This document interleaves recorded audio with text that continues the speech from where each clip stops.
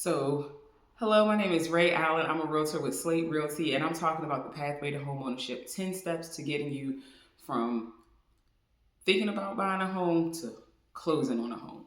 So far we've done one and two, and one is starting your research, two is figuring out how much house you can afford, and three is getting your pre-approval. Number four is locating a real estate agent. Three and four kind of wrap around each other, and they kind of pull two in on the product as on the process as well.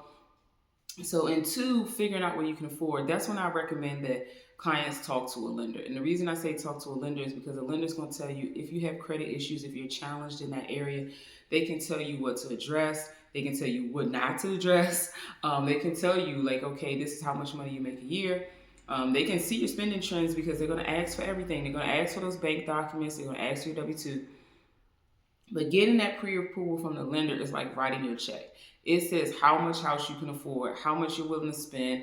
They can give you numbers on what that monthly payment is going to look like. So that is really the part of the process that you need to be open and honest with your lender so that your real estate agent can do their job of helping you find a home. Now, step four is finding a real estate agent. And I've used this plan for years, and I know people say, well, why do you get people pre-approved before you start working with them? And the reason being, this all kind of works at the same time. You're doing your research, you come to me. Once you come to me, then we get you looking at your how much you can afford, speaking to a lender, and doing a real estate agent all at the same time. I encourage my clients to interview other agents, talk to other people because your style may not work with my style. So three is getting that pre-approval, but four is finding a real estate agent that you want to work with, a realtor that you think you can work with in buying your home. And like I said, I encourage my clients to always interview other agents. I may have a communication style that may not work for you, and someone else may be better able to service you.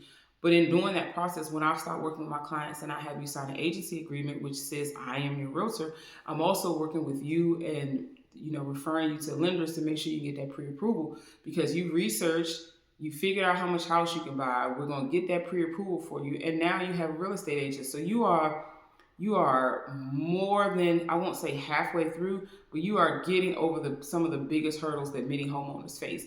And that's getting that pre-approval and finding a real estate agent or realtor to help you with the home buying process. So that's step three and four. We banked them together. And as you'll see in this process, there are a lot of steps that even though I have them 1 through 10, they kind of move together very closely. And that's my job as a real estate agent, to guide you on that pathway to home ownership, okay?